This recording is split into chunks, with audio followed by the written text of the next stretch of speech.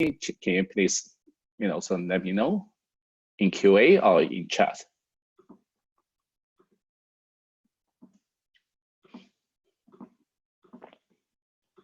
Awesome. Okay. And then assume you guys can see my screen as well, right? The slides.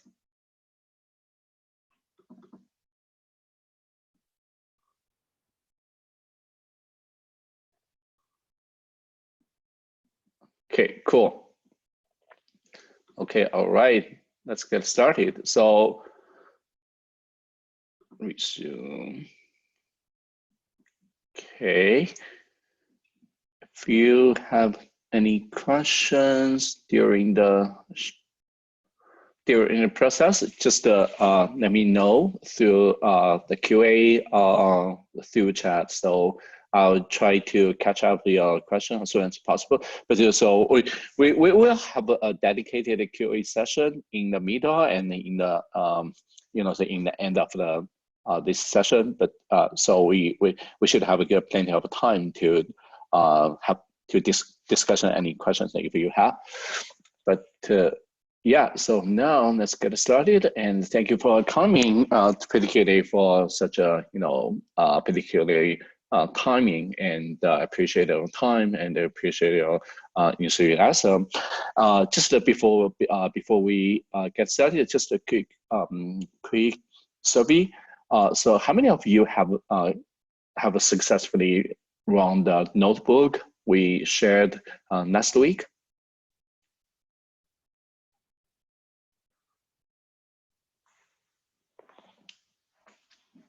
Okay. Okay, we saw some names. Not too many, but there are a few. Okay, awesome. And another thing is, so if you have any question, again, so if you have any questions on the notes and on the notebooks and on the contents, and so any question, and so yeah, feel free to raise your hand, and so yeah, I'd be more than happy to address that. So okay, let's move on. So last week we talked, we covered some basic ideas in feature engineering, and all the way from how to deal with the missing values and encode scale numerical features and encode category features. So this week we'll be expanding, those concepts, and we'll be talking about some specific, some generic but more advanced techniques, as well as some specific tricks for this computation, so which I thought could be very interesting to share with you guys. Okay, so make sense? Okay. So the first thing I would like to share is something called mean encoding for categorical features. So I'm not sure, have you ever wondered one of the questions that, so when you are working on supervised learning problem, so we have a dependent variable, which is the target, or the variables we need to learn and that we need to predict, right? So, and we also have a whole bunch of other features like so categorical features and numerical features. In our case, so we have the manager ID and we have the bedrooms, bathrooms, or etc., etc. But have you ever wondered that? So can we just simply calculate the average of the target variable and they group by a categorical variable, say, manager ID, right? So can we group by manager ID and calculate the average target variable? And can we use that kind of information and as additional feature for our model? And in fact, most of the data scientists, when they get started, including myself, when I get started, sort of using machine learning. So this is something I wanted, and this is something I actually tried. But it turned out that I failed miserably. So why? It's just because, so if you simply doing some calculations, right? So if you are just doing some simple calculation like group by and the average and mean and so on and so forth, so turned out that you're actually leaking the information from your target variable and using that information to make a prediction. What does that mean? So you're not supposed to know any information from a target unless, and using that input and as a dependent or independent variables to train your model. So if you did that, so you're actually leaking the information. So yes, that's what I found. So this is something that won't work. But it turned out, so that's not 100% precise. So in fact, there are some techniques that can allow us to use a sort of leverage the target information and using the target information as a feature study. So I think Elia had a question. So has this started? Yes. Okay, so and just to make sure, so I'm on the page slide of mean encoding categorical features. If you guys see it differently, so, feel free just let me know. Okay. So again, so yeah, let's move forward. So this is the technique I will be talking about, which is called mean encoding. So the basic idea is again, first of all, it works for categorical features, specifically for categorical features with the high cardinality. So by high cardinality, it means it comes with many categories. So postcode is a very classic example for this case, because so for postcode you can easily get hundreds of thousands or even millions of postcode. And it's the cardinality is really high. But this is a very common feature, so which you can probably see. You can probably find it for many data sets. So again, so mean encoding works pretty well for categorical features with high cardinality. So under the hook, it tries to take advantage of the target variable and trying to use it to train our model without having to worry about the data leakage issue. So let's take a closer look at what it does. Okay, so I'm jumping to the right-hand side.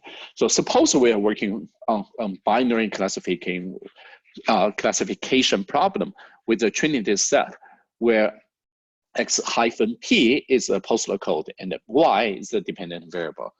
Okay, so we can easily calculate the prior probability of y, which is simply equal to the sum of y and divided by the length of the total sample, number of total sample of the data set, right? So it's a very simple calculation.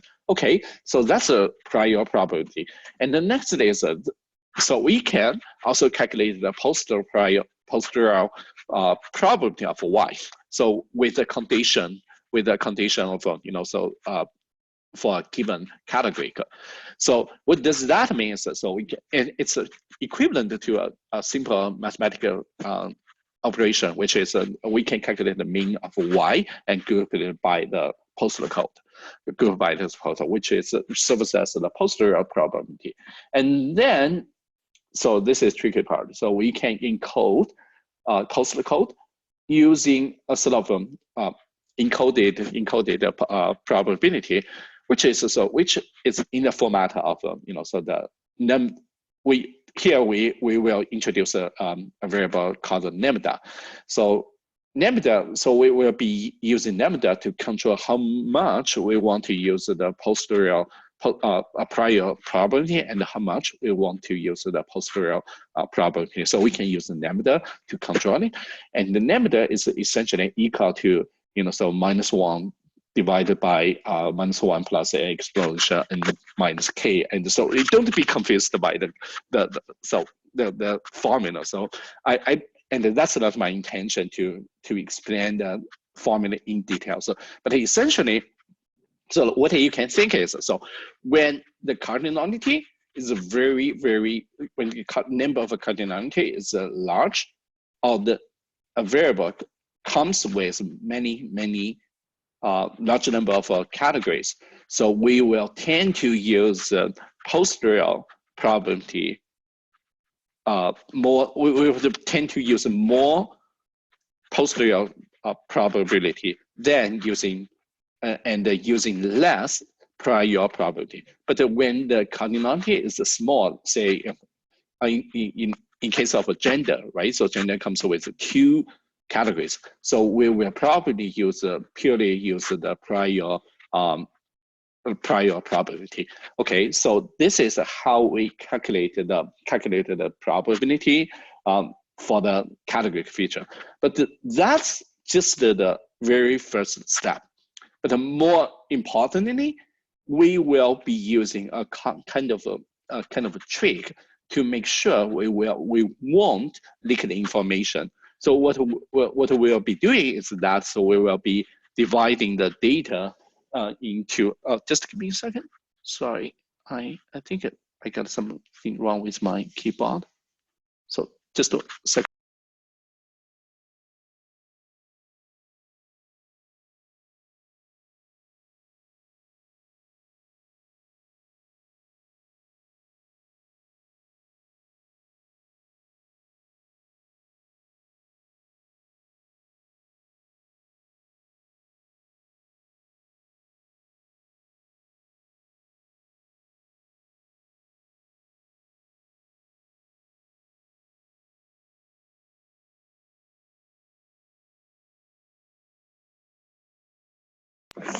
Sorry, I got a problem with my headphone.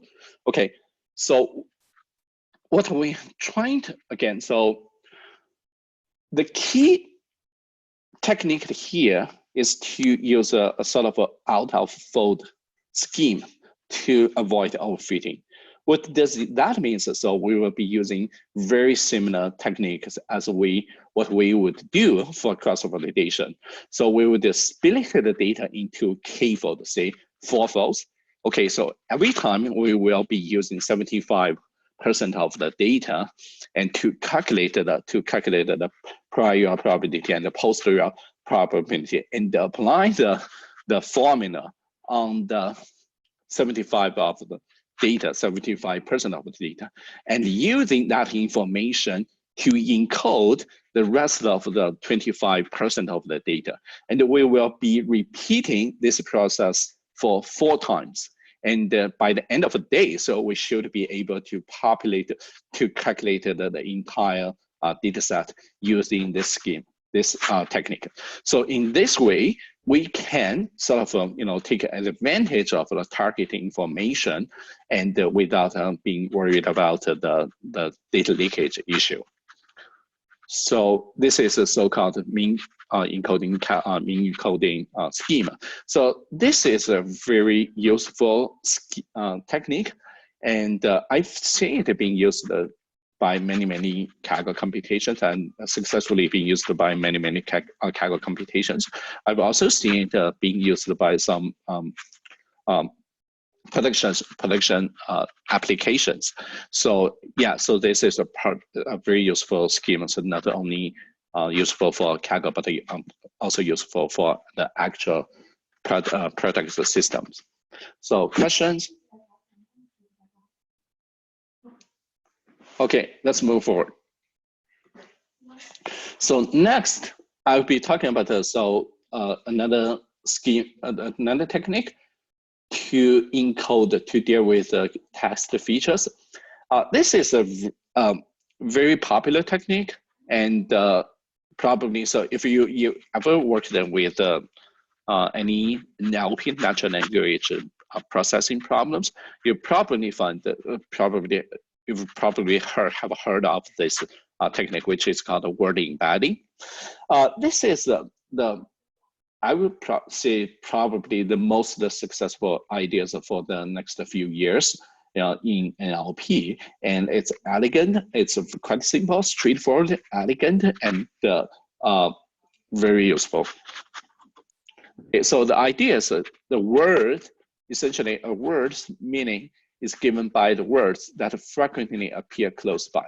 So you should be able to tell the word by the company it keeps. So this is a quote from J.R. Firth, from which is who's a famous professor in language processing, and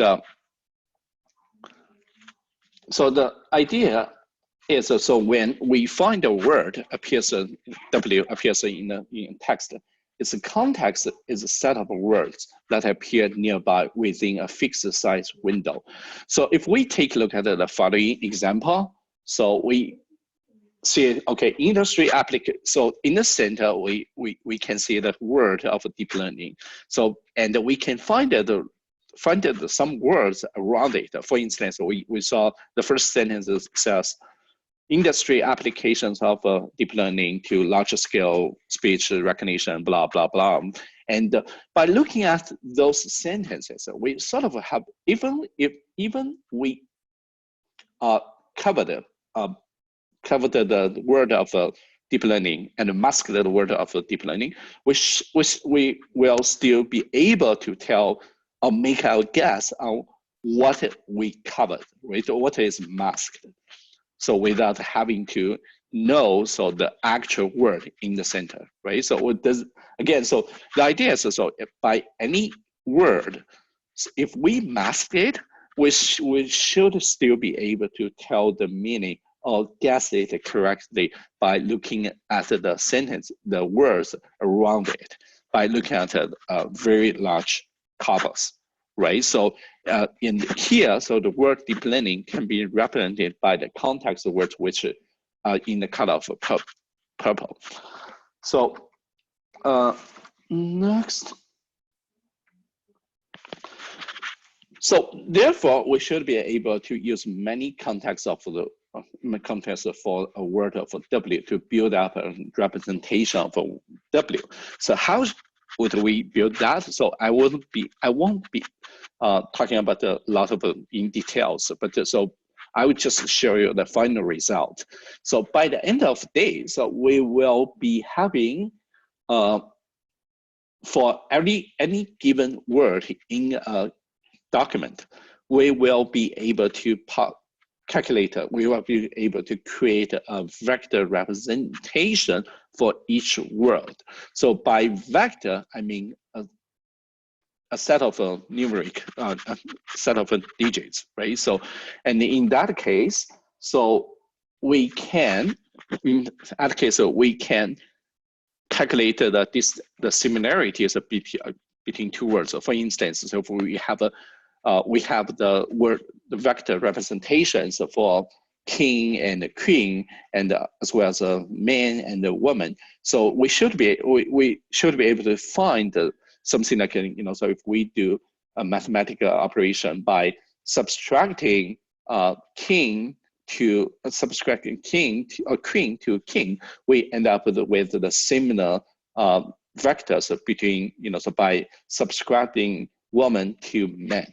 So this is a kind of the magic way to create the representations for words.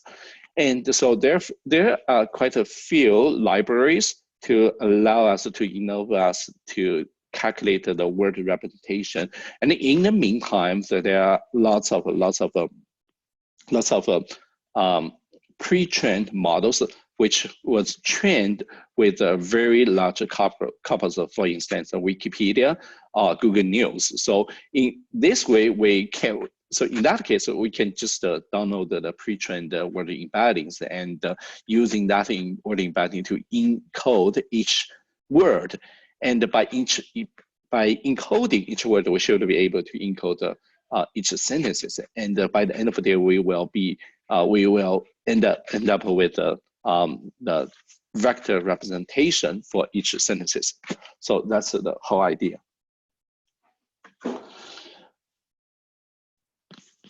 And next, so I will be talking about something that is interesting, so interesting and inspired by the idea of word embedding.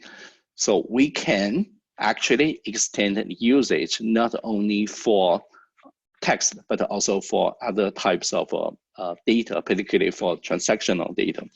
So what does that mean? So think about that. So when we are dealing with text, we are actually dealing with sequence, right? So a sentence can be seen as a sequence of words, right?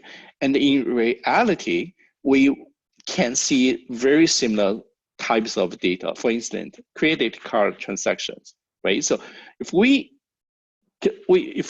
take a look at the credit card transaction, it's probably like at 7 a.m. So I brought a cup of coffee from Tim Horton, and at the noon, so I brought my lunch from McDonald's, and in the evening I made some groceries at the superstore, and in the night, so I purchased some items from Amazon, right? So, and if we take a look, we sort of concatenate all the transactions in and seeing it as a long sentence, right? We should be able to use the very similar techniques on the concatenated transaction, and you seeing them as a sentence, and therefore we should be able to come up with the vector representations, not for a word, but for a transaction type, right? Does it make sense? Okay, so I think it's probably a little bit confusing. So here we can use let's use an example to demonstrate how that works. So this is from our data set, right? So if we group the data, by building ID and concatenate all the manager IDs. We end up with a list of a manager ID for every single building ID. For instance, if we take a look at the first row, so for building ID 0, we have manager ID 98E13 blah blah blah blah, and the 23A0 blah blah blah blah blah. And for the second building ID, we also have a whole bunch of manager ID, right? So, and the manager ID, the list of manager ID can be seen as a sentence, right? And therefore, we can use we can train it as if they are sentences instead of a transaction list of IDs. We can train it. We can see it seen them as sentences, and therefore we can use the with embedding techniques to train our own vector representations for. In this case, we can train a vector representation for manager ID. So so if we take a look at the right-hand side, so by the end of the day, so we end up with a whole bunch of for each manager ID, we will end up with a vector representation. And if we take a look at and therefore using this vector representation, we can encode our manager ID. So instead of using the manager ID as a categorical feature, we can use a vector to represent this manager ID. And what it represents is the relationship between manager ID and the building ID.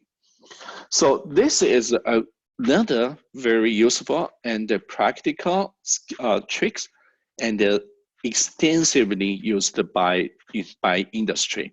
For instance, Airbnb uses it to create the representation for their recommendation system. So what they did is very similar to what I just explained. So they will be taking a look at the relationship between customers and the listings, and create the vector representation for listings. And by looking at the representation vectors of listing, they can find the similarity between listings. So when a customer went to MBM's website, so based on the listings, so a customer browsed, they can come up with the prediction on, so what are the similar listings that the customer could potentially be interesting as well. So this is a very, very powerful schema and very elegant. So if you are familiar with the classical recommendation systems, you immediately tell the difference, because for the conventional recommender systems, you probably need to come up with something like collaborate filters, right? And use item-based filters or product or user-based filters, and you can easily end up with millions of features, and creating, and given that those features are dynamic, so how to maintain the system and keep adding features could be very challenging. And instead, so if we are going to use the word embedding techniques for the recommender system, so it will be much easier from the engineering point of view. So this is another useful techniques for can be used not only for the text, but also for other types of transactional data. Okay, questions?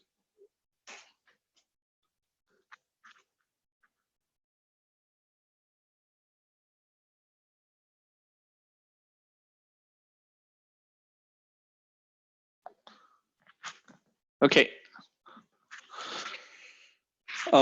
The next topics is about how can we deal with images. So this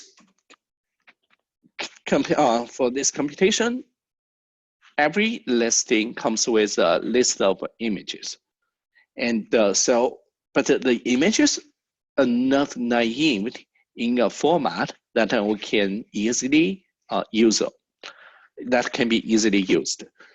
And typically, so the image is n by n by 3 vectors of matrix. And so if we use them directly, so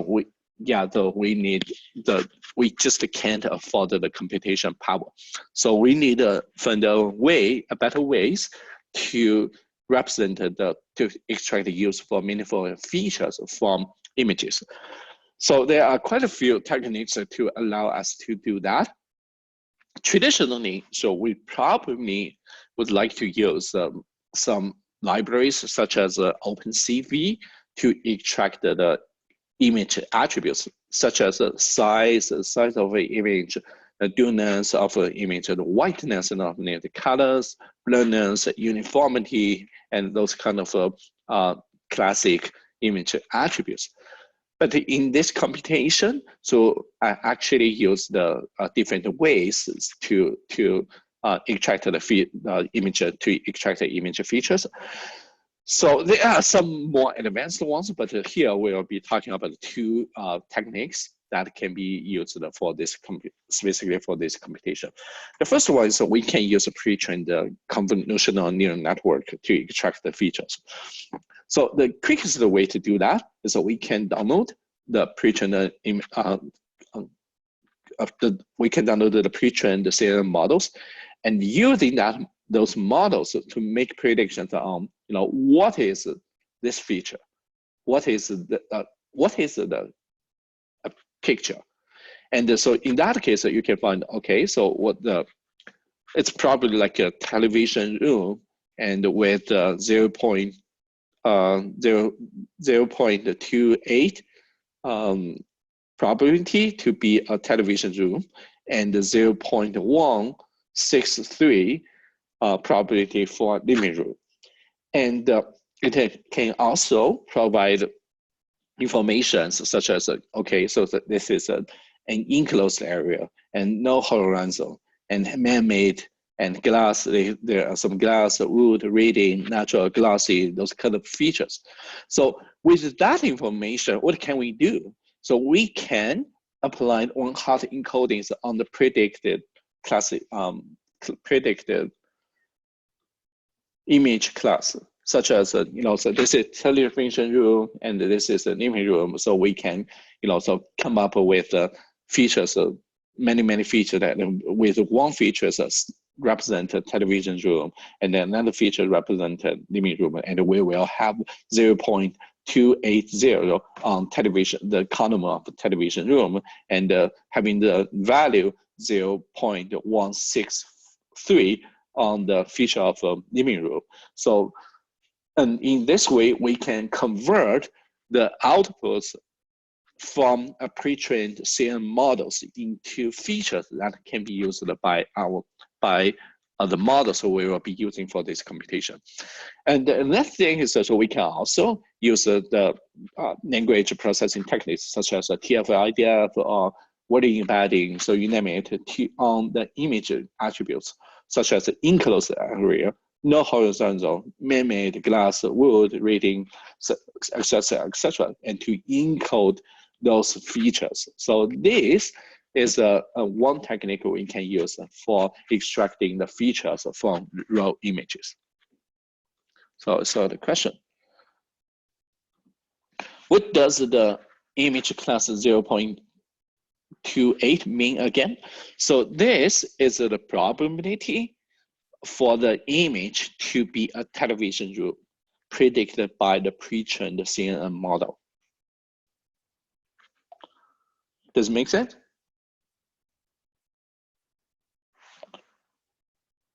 Okay, yeah, so that's one way to do that. Another way is we can, okay, that's one different question.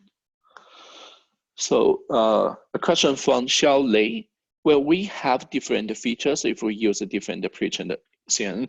Yes, for sure. So if we use different CNN models, so you would see, so the predictions are tiny. There could be some tiny difference between the outputs. So, and that brings another question, right? Another idea. So how can we use multiple different pre-trained models for extracting feature? We can use, yes, and we can because of the so the tribal well, not tribal, the nuances between different CNN models. A better idea is to use so those different models and just concatenate or stack the features, just stack the feature. For instance, if we use a pre-trained model A, which gives us 1,000 features, so and then using another pre-trained model, so we end up with another 1,000 features. So we can just concatenate those two sets, and this way will give us 2,000 features. But that's probably too much. So I'm seeing a marginal benefits by doing so. But so if you really want to do that, or if you have enough computation powers, so yeah, so why not? But so if you just using one model, so one simple model, so yeah, that's the result is probably good enough. Okay. So another way to leverage the CNN model is to use a different technique, which is called object detection. What it does is instead of telling what this picture is, it will actually scan the picture and scan the image and try to find how many objects in the image and where are they. So we are less interested in where are they, but we are more interested in what can be found from the image. In that case, we can find, okay, so there's a chair, there's a potted plant, there's a vase, and there's also a TV monitor with 99% of confidence. And in that case, we can create we can convert the output into a list of objects, such as a chair, potted plant, vase, and TV monitor. And then we can create a sparse matrix by applying, so the same way, we can use a very similar techniques we used for text to convert them into sparse features, into sparse matrix. And using, so here I'm talking about, I just use the TF idea as an example, but you can use the vector count or use the word embedding or any of the favorite your algorithm to convert this list into features. So this is another way to convert, to extract the features from images. There are some more advanced way to extract the features from the image, so which will be covered in our next session. But for now, so I'll just recommend the 2 ways to. So I'll just name 2 ways which can be used to extract the features from raw images, which are pre-trained CNN models, as well as object detection models, such as UNO or SSD. Okay, any questions? Okay, let's move on. So, for now, by far, we've covered some basic feature engineering ideas, as well as some a little bit more advanced techniques for extracting features for text and as well as for images. So, but next, but would that be enough for winning a competition? Probably not, right? So, and most of the time, besides, in addition to those techniques we covered, so which are pretty generic. So we need to do some specific for any specific challenges, computations, which makes perfect sense. And next, I'll be talking about some specific tricks we did for this computation. So, first of all, so here's the joke. So when I was working for Shaw, so we wanted to, and my boss wanted to, at one time, my boss said, so yeah, we need to hire someone to help us find the data. And can we give some, so creative name for that position? And we come up with some ideas like,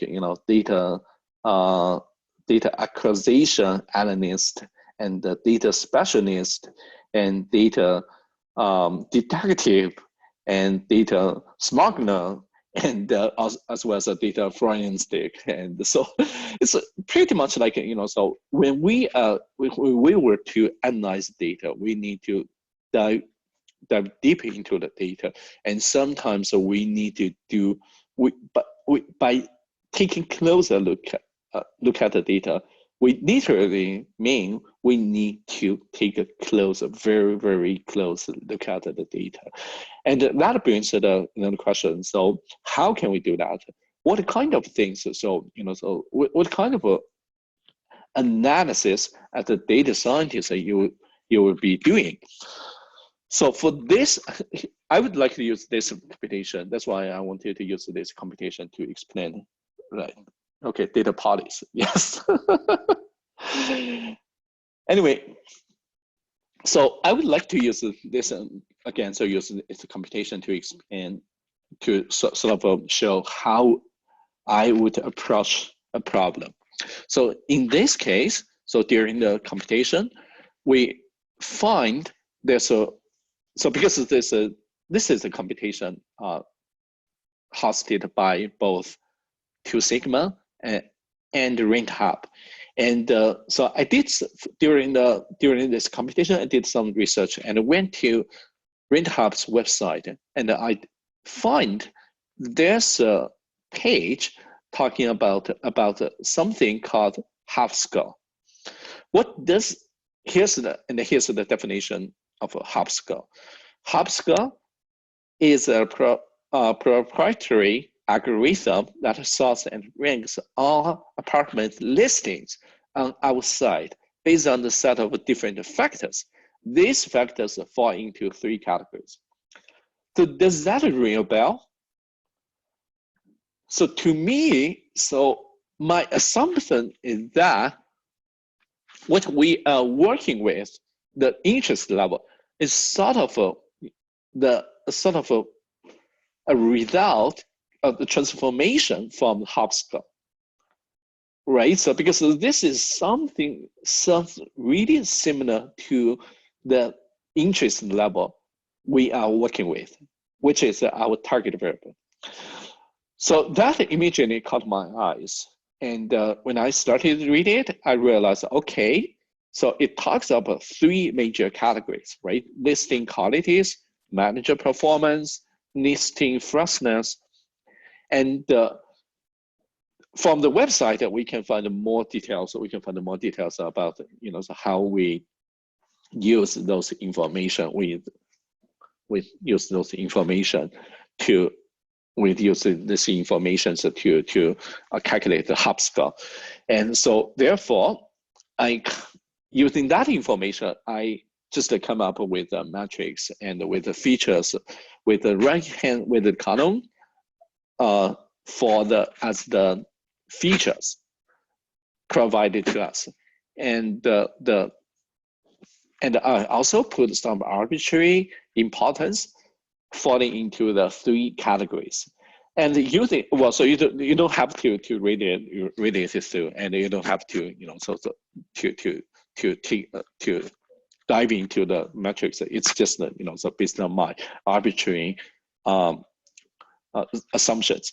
And so what I'm trying to say is that this is a tool helped me to come up with the relevant importance of each feature.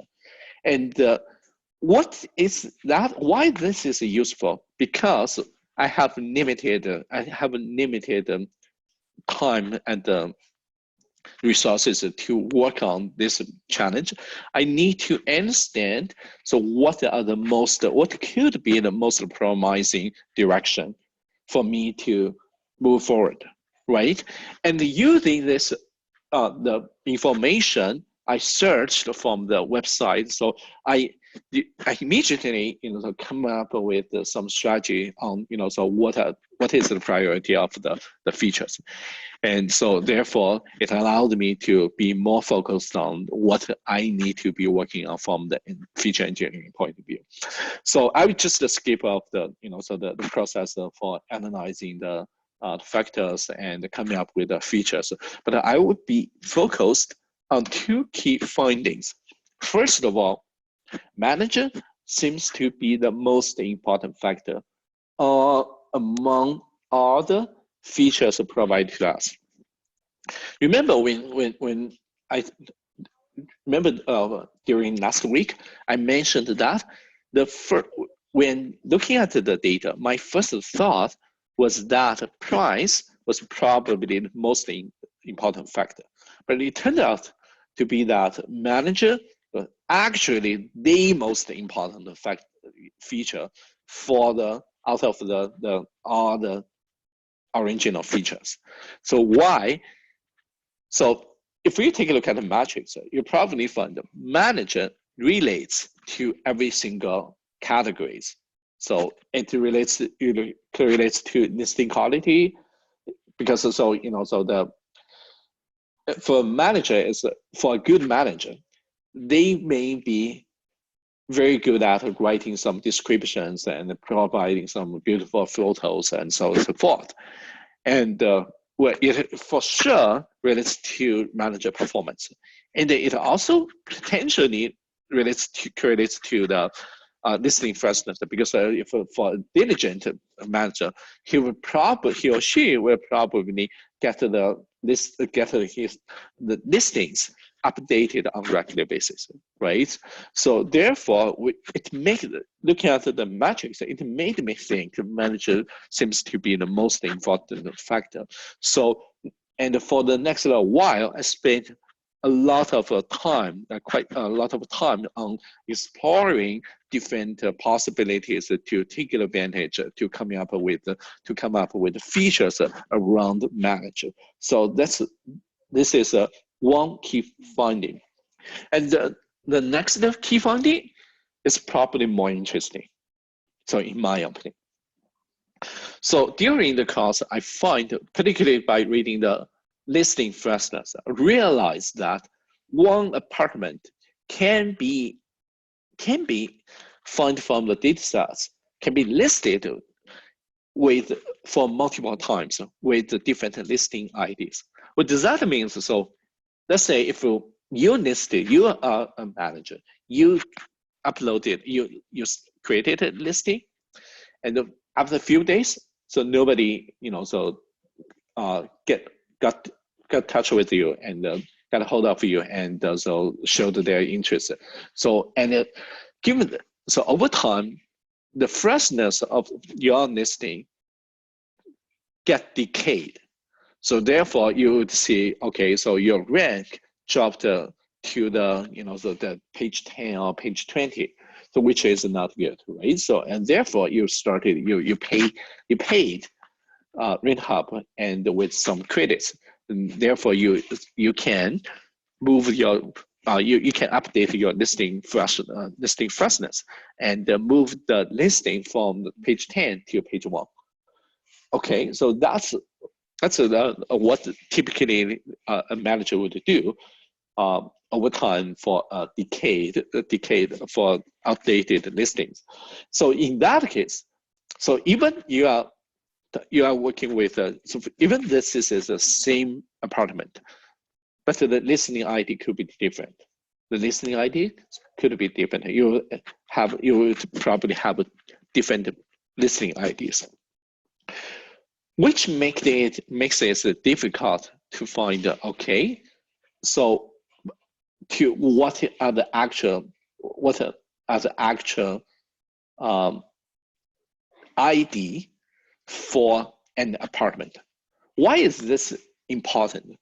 Which it's important because so imagine we have different, so imagine so we have many listings, and some listings by naturally can have a higher listing interest level than others, just because they are in a popular area, right? So, and essentially, so if one apartment got listed multiple times, chances that their interest level could probably be the same, right? So the standard deviation of the interest for one apartment, for an apartment, could be very small, right? Does it make sense? So if this assumption is correct, right? So finding the unique identifier could be critical for this computation. But how? How can we do that? So how can we develop a pseudo apartment ID to uniquely identify apartment? So this is one idea I come up with. So can we use something like the calculation of a location plus a bedroom and bathroom and description to uniquely identify an apartment? Can this be true? So we'll see in, so we'll walk you through the notebook and see if that actually works.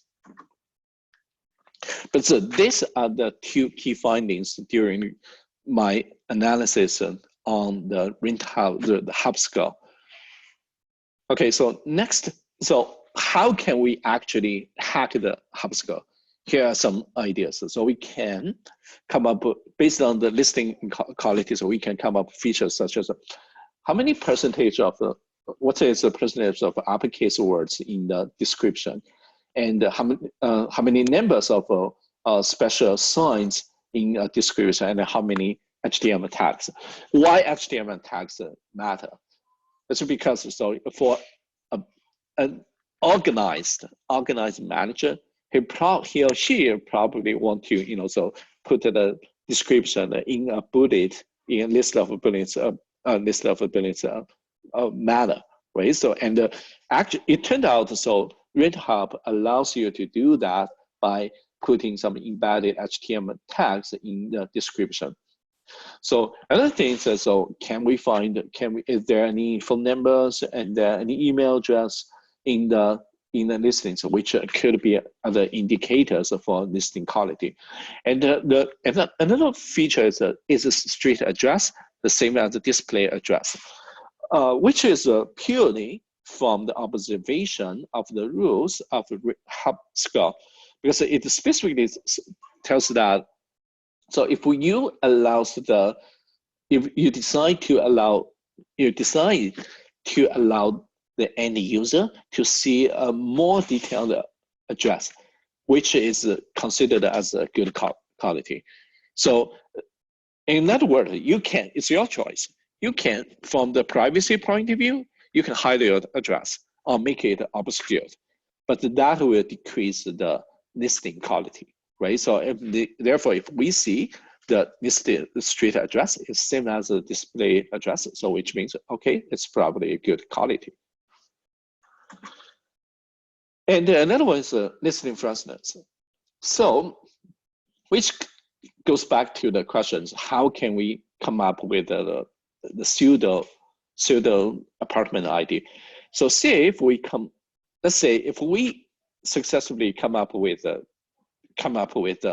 pseudo, the accurate pseudo apartment ID. So we can use this apartment ID to calculate how many times this apartment has been listed for a given period of time. So it's not hard to imagine that. So if an apartment has been listed for many times, let's say 20 times for the last 6 months, so which probably indicated, okay, the interest level is low. Because if it's high, it's already gone, right? So it's already gone. So it's the fact that it has been listed for a long time and has been listed for many times indicators of saying this list is probably of low interest, right? Make sense? Okay. Another one is manager performance. So I actually come up with quite a few features based on the, so manager activeness, the number of buildings managed by the manager, the range of listings, and manager responsiveness. And I forgot to include some features such as so the geolocational range. So say if a manager has both listings in Manhattan and then in New Jersey, or manager only has a few, so listings, only manages a few apartments in a very small area, so which could make it different, right? So these are the features that I also come up with from the manager performance point of view. And also, so I created quite a few features based on the pseudo apartment ID with by hashing the concatenation of a building ID, bedroom, bathroom description, and features. Okay, so now let's move on to some even more interesting technique used for this computation, which is around the location. So we all know that location is probably naturally location and the price could be the two most predictive or most important features for an apartment, right? So location and price. And what we briefly discussed how to come up with the features based on geolocation, and so in last week, but now I will be talking about some very interesting creative way of generating features. Okay, so it's based on two assumptions. So before I get there, so let's say first of all, so we can actually perform a k-means on the geolocation, so on latitude and longitude, and aggregated attributes based on and using each segment as a use its cluster as one geo segment, and aggregate feature attributes by geo segments, and calculate distance between a listing and the centroid cluster centroid center of the cluster. So these are some basic ideas we can come up with, but there's so after the this is for next I'll be talking about a very creative way of populating generating features, which was from discussion after the compilation. So one of the top winners shared their solution, and in his solution he talked about a way to come up with the features, and wow, that's mind-blowing. And I immediately tried to replicate his idea, and it turned out to be very, very effective. And I also I just found it, so I must share this with you guys because it's such a genius idea. So first, it's actually based on two assumptions. First of all, let's say remember we talked about the one effective way of creating features is to calculate the distance between the apartment to some landmarks, such as Central Park, Financial Street, and so on and so forth, which are useful, but that's not all. So in fact, ideally, we'd like to calculate the distance between an apartment to many landmarks, such as a supermarket and subway, library, gym, schools, so on and so forth, right? But the challenge is, so we don't know, and we are not able to tell where are they, right? So if we could find the geolocation for those landmarks, that will make the calculation quite much easier. However, this kind of data was not provided by the computation, by the hosters, and it's not. So we can definitely crowd the similar data from somewhere, the third-party data sources, but as long as we crowd it, we got to publish the data. We have to immediately, we have to let the community know, okay, make it public. That's what the rule told that. So if we wanted to use any external data, we have to make it public and then make the community be aware of that. And in this way, we'll lose our advantage, right? So, and is there a way for us to get the geolocation of those landmarks without having to crowd external data? There is. So it's based on two assumptions. So it's based on two assumptions. First of all, if one apartment puts some keywords, is close to a landmark, there's a chance, the chance for the listing, for the manager to include that keyword, some relevant keyword in the description is high. Or in other words, if we saw a listing having subway in its description, it's probably, this listing is probably very close to a subway, right? Subway station. Otherwise, it doesn't make sense to include a subway in the description, right? So that's one assumption. The second assumption is, okay, so for apartments that are close to one subway station, we can use k-mean or other clustering algorithm to find the centroid from the center of those listings, and using that center of the centroid of the geolocations as the proxy to the actual subway station. So I want to give you a pause for you guys to think about that. So does it make sense, the two assumptions? The first one is okay, so if the listing boasts the subway, so it indicates that the listing is closer to a subway station. The next one is, so if we want to, so we can apply k-mean on the entire data set, and with the entire data set with the keywords of subway, and by applying k-mean on those listings, so we end up with a few clusters, and each centroid of the cluster is actually the center, can be seen as the center, or can be seen as the geolocation of a subway station.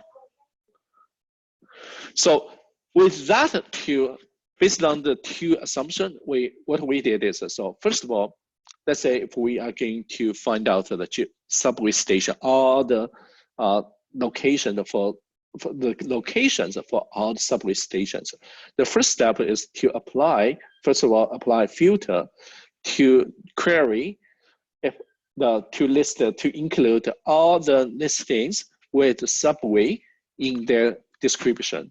Let's say we end up X number of listings, and then we apply a k-mean on those listings on their latitude and longitude. And here's so if you follow me, so you probably have a question now. The question is, how can we determine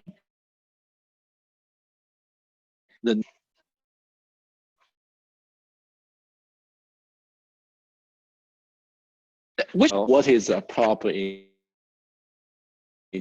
So what do you think? How can we calculate that?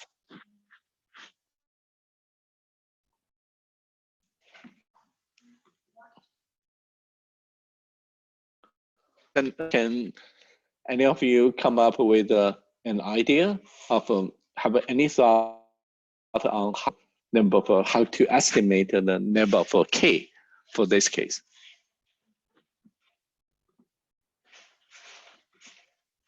So any thoughts?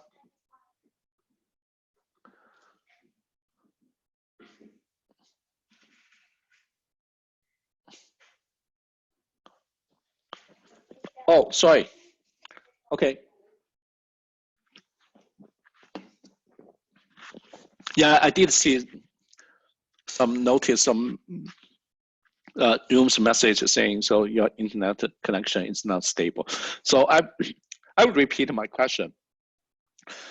Again, so we have two assumptions here.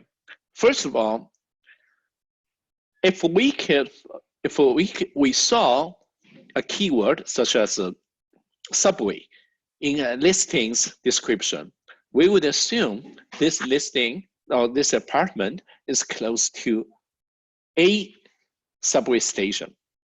That's the assumption one. Assumption two was that if we apply a k-mean on all the listings with the keyword of a subway, we would end up with k clusters, right? And each the centroid of each cluster can be used as a proxy for the actual geolocation of subway stations. So these are the two assumptions that we had. And my question was that, in that case, if that's the case, how can we estimate the number of K? So any thoughts on, so how can we estimate the number of K if we want to use this method approach to find could we count stations? Yes, this is exactly what I did. By the number of stations, okay, number of K stations. So what I did is that I went to I Googled it. I Googled how many subway stations in New York City.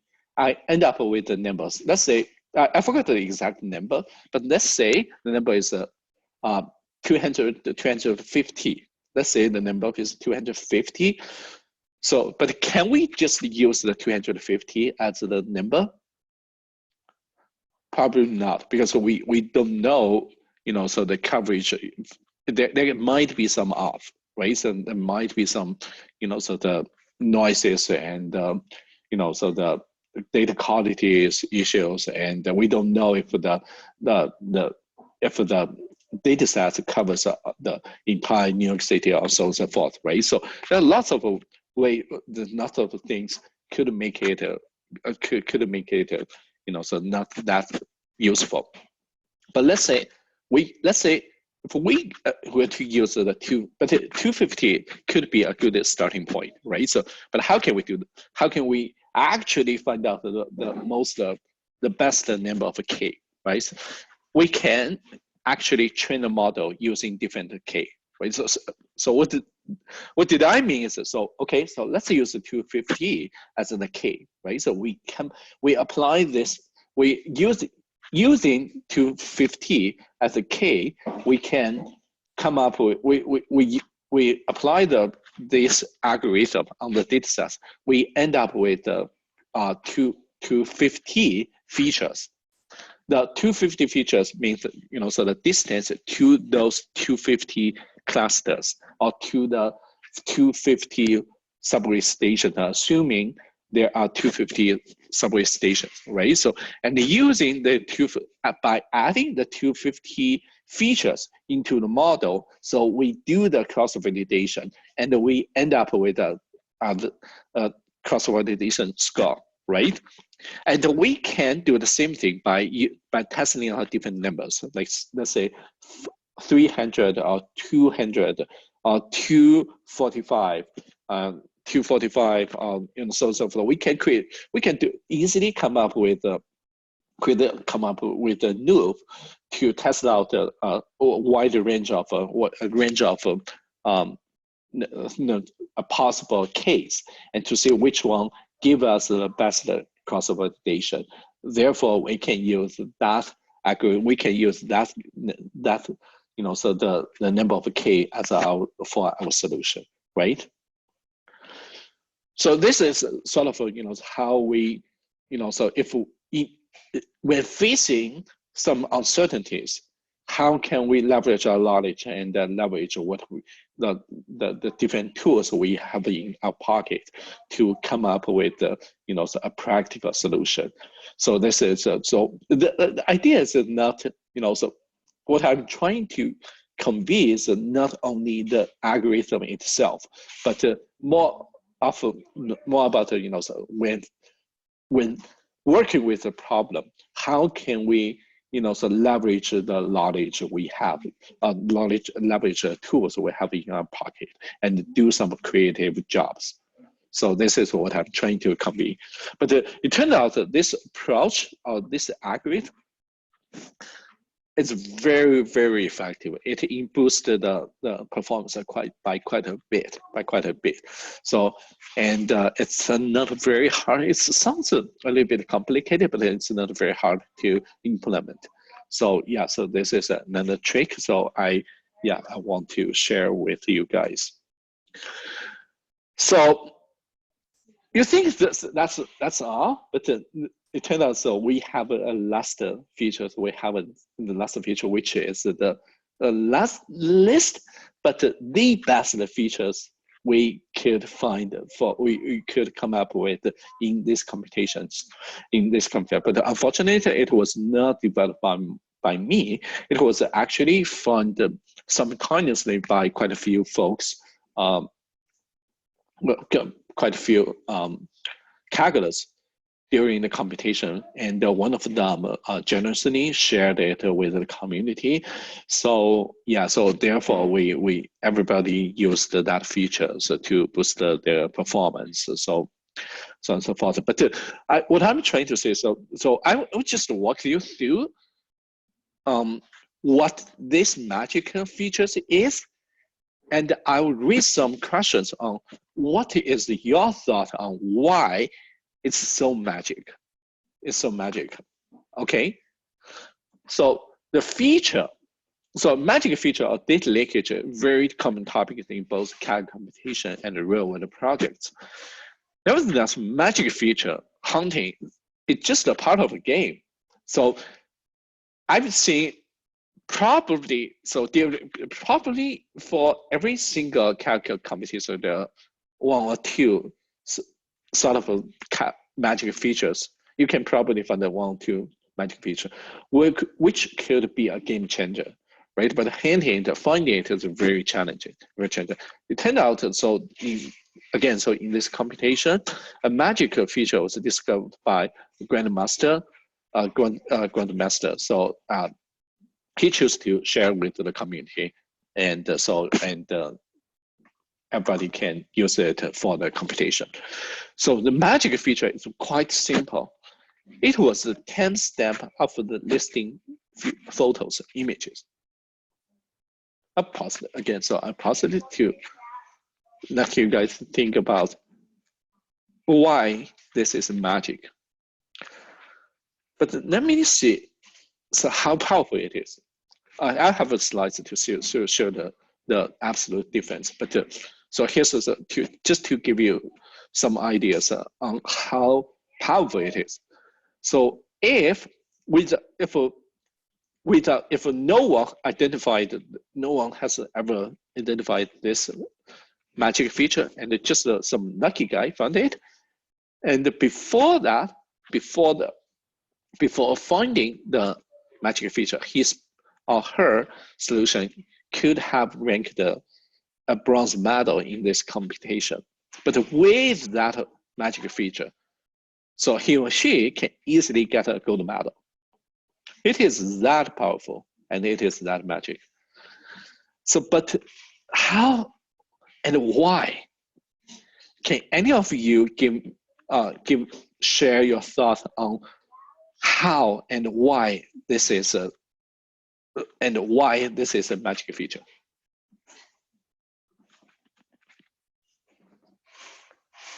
Is it because the managers that are busy managing their popular properties don't have time to post images until a certain time of the day?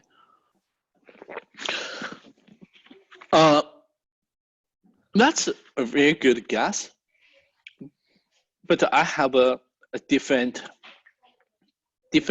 thought, and based on my observations, so it doesn't seem to be that case. But I would say this is a good guess, and honestly, I don't feel that so there's one way to interpret it based on the powerness. But so yeah, this could be a reason. To be honest, I never thought of it that way, but that could be a good speculation. So I saw there are two answers from two comments from Zoom. So Adam said people could be posting the original photos of the buildings when it was news, so it looks better. Could be. So the information is so okay. So it contains the timestamp contains some information to indicate whether the apartment is new or not, right? So it could be. Ginger has a comment. Okay, the timestamp captures unobserved features like ability. And also Ning has a timestamp of taking photo and timestamp of dividends. The diligent of a manager from Niming.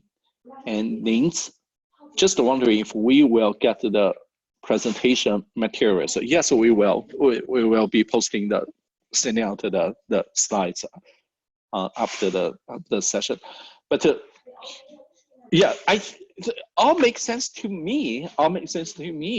And again, so I do have my own speculations, and they don't mean to be the unique and the only true speculations or assumptions. But so yeah, so I would just share my 2 cents and see if that makes sense to you guys.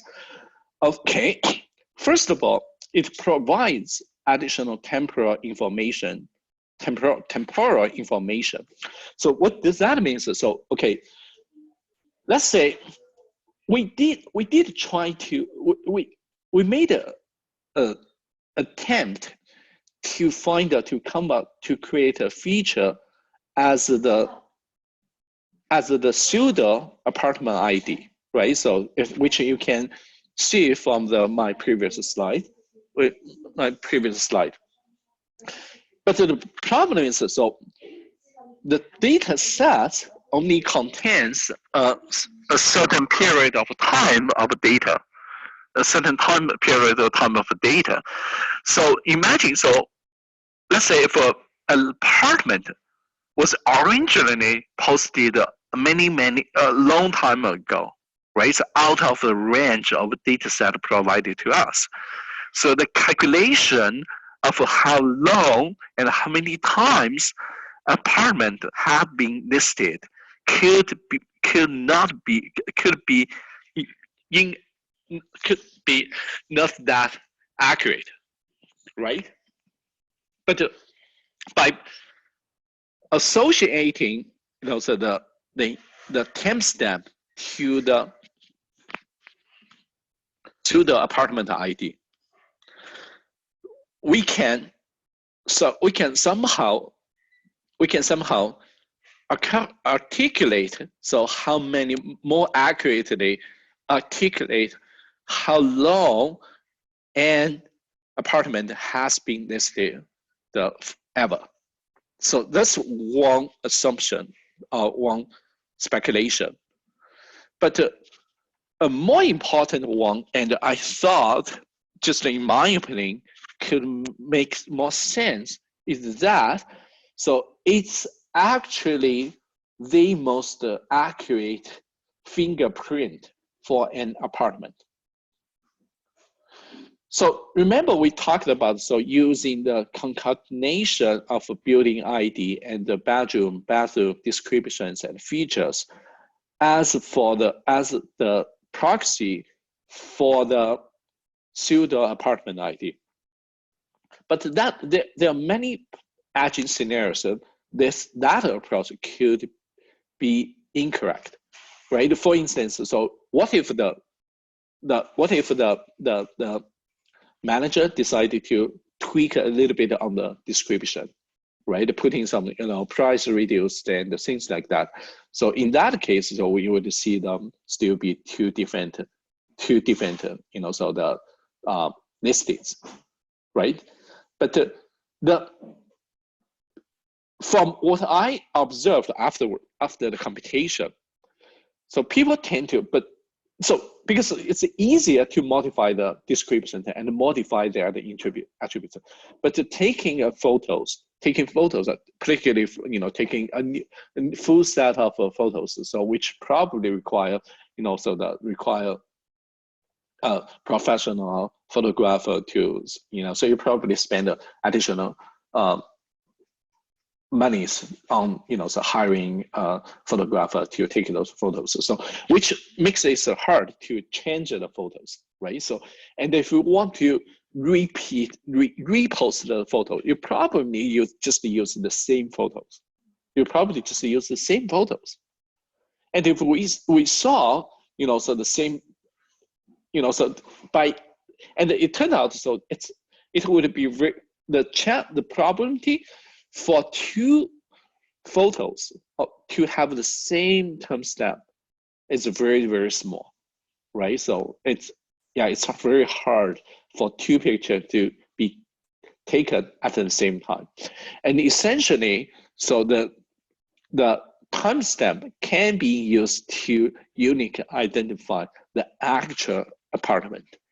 And by explicitly putting this information in our data, in a model, in our data set, the machine learning models such as XGBoost, LightGBM, is very powerful, it's very intelligent to find this thread and use it for many, many purposes. And fingerprint is just one of them.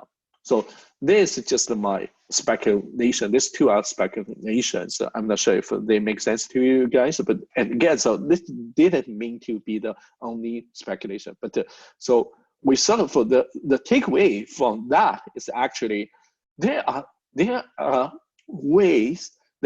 many, many ways to use our data, right? Sometimes we just we may have ignored some fundamental facts, such as so the timestamp of the photo images can be used to so to sort of find out how old, like Andrew and Ginger mentioned, so how old the apartment could be, right? So, and so the unique identifier for land apartments.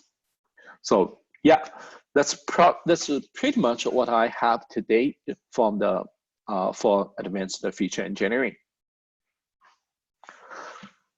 Okay, so any questions on the contents? I have a question from Xiaolei. It makes sense. Can you elaborate more on the data leakage? It seems like we want to avoid data leakage in real application, but to win competition, so we are looking for the data leakage. Yeah. Yes. So data leakage, we don't want to have any sort of format of data leakage for any actual for real world applications. That's for sure. But to be honest, this is a hard thing to avoid because typically we will be populating data from different systems, and when preparing data, it's really we need to be super duper careful to avoid the data leakage. But let me tell you one thing. Let me tell you too. Even the mostly experienced data scientists, they could make mistakes. They couldn't make this. I have two examples, so I elaborate the two examples afterwards. But to Xiaolei's question, yes, for computation, from the computation perspective, so we are looking for data leakages. Data leakage is a part of the game. So by finding the data leakages or magic features, it will put us in more, so more advanced. It will give us a more advantage in the computation. So this is definitely something we want to look for from the computation perspective. But from the actual application perspective, this is definitely something we want to avoid. And the two examples I have. So first of all, talk about the one leakage I find. It turned out, so it was, I identified this leakage during my interview for the data scientist role at the Shaw Communication. So like pretty much the interview process, I was given a data set where I was provided with a whole bunch of features, customer features, like so the what customer, the demographic features, like where the customer is, and so and what product they have, and what how much they pay for the product and so on and so forth.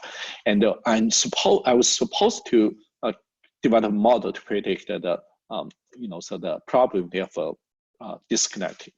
So how likely a customer could disconnect from, could stop using the service with SHA. And the target variable is a binary. 1 indicating the customer was disconnected, and 0 means, oh, it's not disconnected. And during so my first attempt gave me a model with 0.95 AUC. I don't know what that mean to you guys, but to me, it rang a bell. It rang a bell because in my experience, it cannot be that high. There could be something wrong. It could be something wrong. Then I did a feature importance analysis. I found that the most important feature, which is the importance of which is way higher than the others. And the feature is monthly recurring revenue. However, it sounds reasonable because again, price is probably a bigger factor to impact the customer's decision, right? So to affect the customer decision, okay. But diving into the data, I find that the probability for customer to disconnect their service is way higher for those customers having with the 0 monthly recurring revenue. So this is tricky, and it made me wonder. So, did we screw up the sequence when populating data, right? Because so in my understanding is that, so when the typical disconnection services process is like, so first of all, you need to create a work order to let the system know you want to disconnect your service, right? And my guess was that, so for when the work order was created, so the MRR got updated immediately. But the customer may not be disconnected immediately, right? So for instance, if I call today, so February 2nd, I told Shaw that, so I want my service to be disconnected by the end of February, right? And therefore my actual disconnect date would be the end of February 28th, right? But as long as the work order was created, there's a chance, I don't know the details, but there's a chance the system will update my MRR to be 0. That could be the possibility. That could be the one possibility. But it turned out to be the case, right? It's just because I raised the problem to the interviewer, so and sending him an email saying, okay, so I found a potential problem, and suspect that the data was not, there could be a data leakage, right? So and I got the feedback. The feedback is okay, you can proceed with whatever you assumed, and just include your assumption, and yeah, so feel free to proceed. And yeah, I just proceeded with the other analysis that finished my presentation and so on and so forth. But when I got hired, my boss told me that there was a data leakage, and nobody realized that. Nobody realized that, identified that. But so and after they received the email, so they looked into the data and then find out, okay, it turned out to be an actual data leakage. What happened is, so the system, what happened is exactly like what I described. So whenever a work order created, a system decided to update the MRR to 0 immediately, right?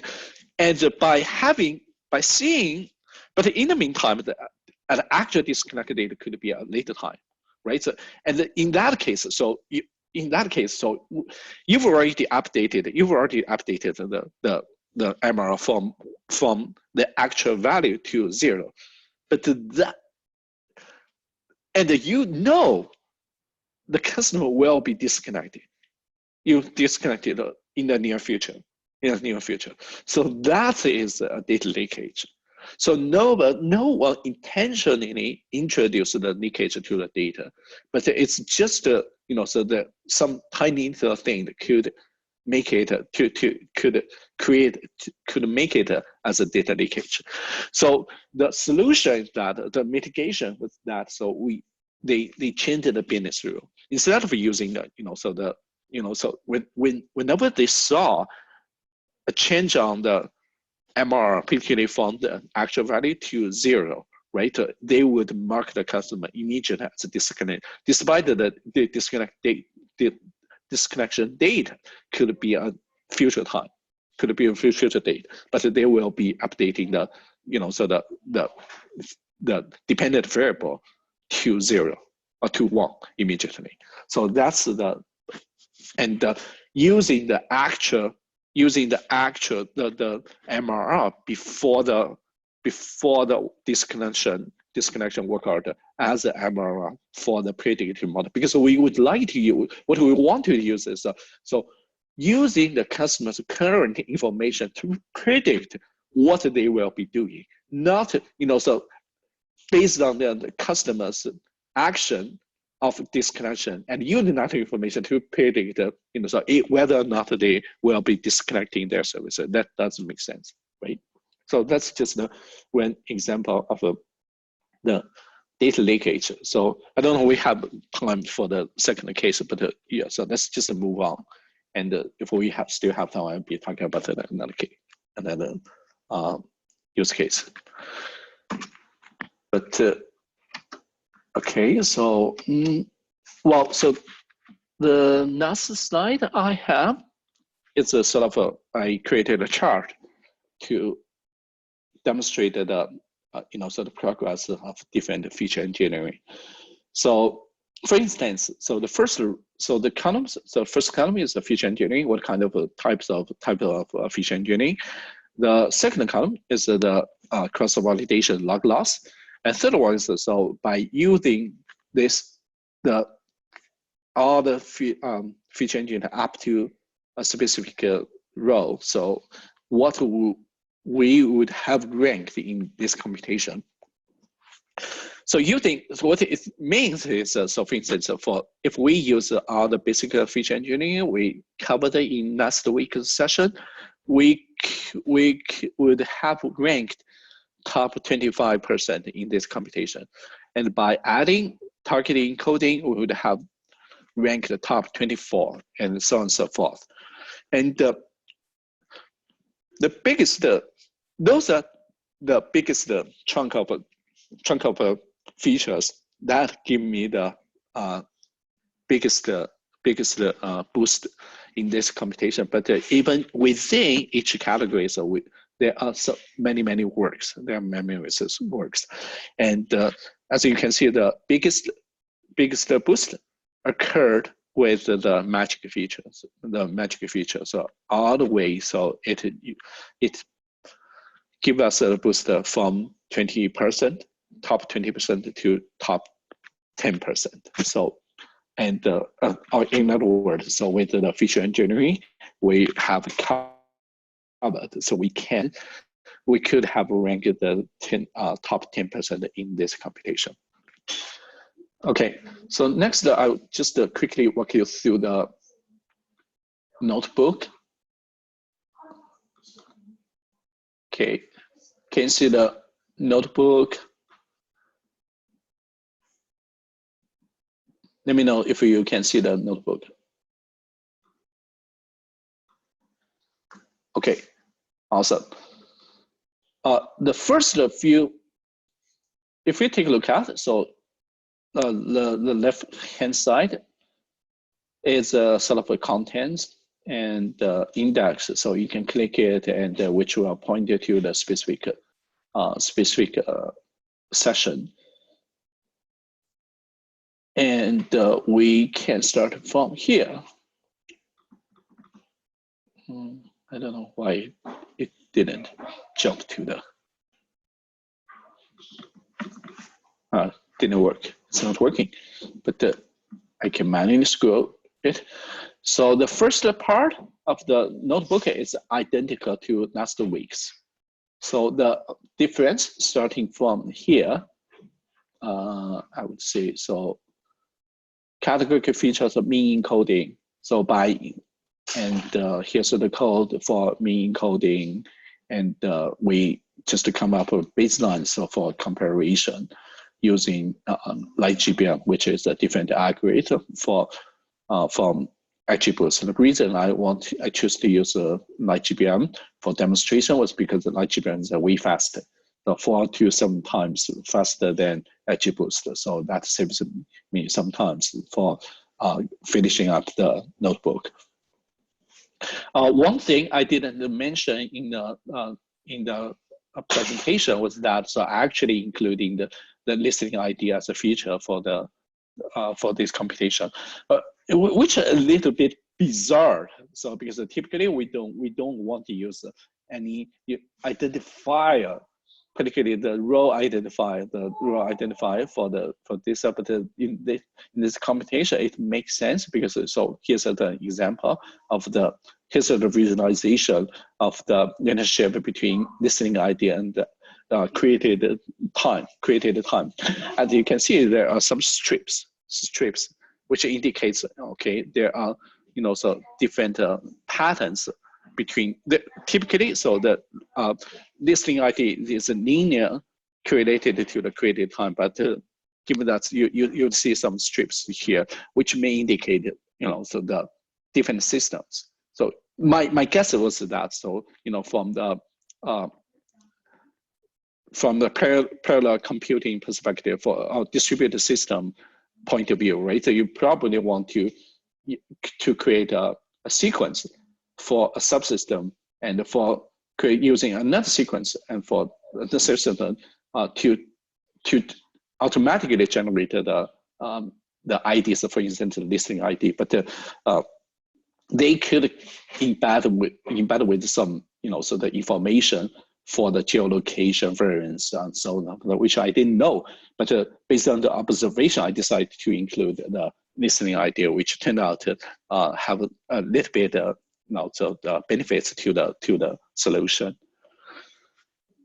And yeah, so the listening ID, price, how to hack the hopscore, and how to come up with the manager performance features. And I don't think there are too many things I need to emphasize. But here's the thing. Here's the how we come up with the geolocation-based feature. First of all, we create a list of the subway list, and created a list of a subset of data by filtering out the listings with the subway in their description, and then using the 400. So yeah, I was wrong. So the number is actually 400. The number for K is actually 400. So using the 400 and perform K-mean, and calculated using the centroid to generate the distance features, and yeah, and adding those features to our solution, which showed some significant improvement on the solution. Okay, this is another one, atom to vac, where you can see, so we actually grouped by the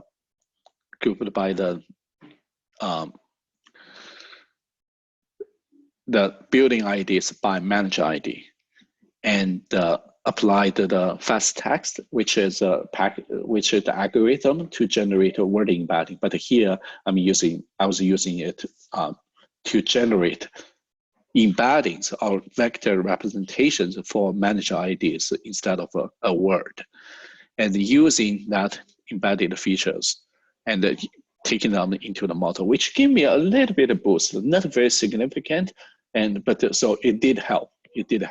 But in other computations, I've used it for other computations and other applications, and I've had success in using this technique.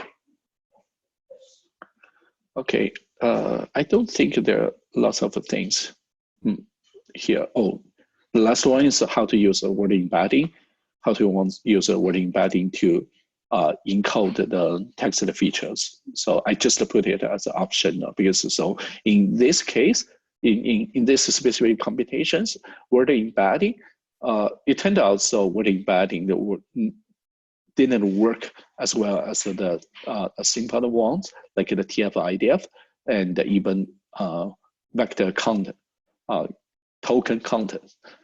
Yeah, token content. Was that right? Am I right? Yeah, I think I'm right. But what I'm trying to say is so not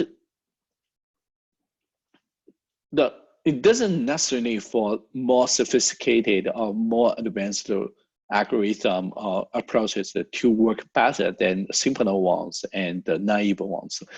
This is a good example. So using the other advanced techniques, word embedding and fast text, what to back. So they better results using the simpler ones, TF-IDF and so on. So this is a good question for you to, I think, to think about. So why, in this case, word embedding didn't work very well, didn't work as well as the TF simpler ones like TF-IDF. So I have some of my own guesses. But again, so I would like to have you guys to think about that and come up with your interpretations. But essentially, that's all I have today. So I leave it for a few more questions, and then we can wrap up today's session.